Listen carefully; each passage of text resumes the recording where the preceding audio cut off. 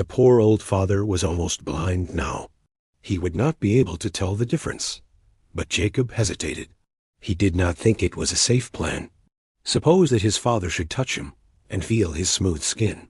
Why, he would know at once that it was not Esau. "Go and do as I tell thee," said his mother. He might leave it all to her. She had planned everything. And after cooking the food, she took the hairy skins of the kids and put them on Jacob's hands and on his neck.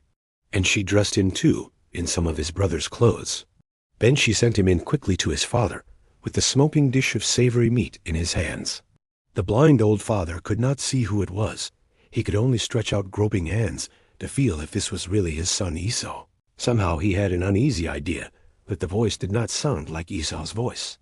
"Come near, I pray thee, that I may feel thee, my son," he said, "whether thou be my very son Esau or not." Those groping hands felt carefully over Jacob's hairy neck and hands. Yes, it must be Esau, but he would make quite sure. "Art thou my very son Esau?" he asked, and Jacob answered, "I am." The food was eaten, and again Isaac called his son to come near to him. And as Jacob bent down to kiss him, the old man smelt the sweet earthy fragrance of Esau's borrowed clothes. That smell was a delight to him, and he blessed his son with a wonderful blessing. "See, the smell of my son is as the smell of a field which the Lord hath blessed." He began, "Therefore God give thee of the dew of heaven and the fatness of the earth." Jacob was to be Lord of all. The blessing was his now, and no one could take it away. He had only been just in time. The blessing was scarcely ended, and he had only just left the tent when Esau came hurrying in. Then the trick was discovered.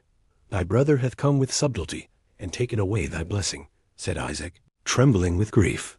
And when he heard that, there burst from Esau an exceeding bitter cry. Surely that cry must have hurt his mother's heart. Surely Jacob must have hated his own mean ways when he heard that terrible cry of grief. Already his crooked ways were bringing their punishment. He dared not stay any longer in his home, but must flee away into a distant land, to his mother's people, where he would be safe from Esau's anger. Alone in the desert, with only a stone for his pillow, he dreamed that God's angels came down the golden stairs of heaven to bring him a message of comfort. But there was little comfort for one who was banished from home, and who knew that he deserved his punishment. He repented sorely now, and God forgave him and allowed him to enjoy the blessing. But all his life he suffered for his deceit, and paid in sorrow for the evil he had done.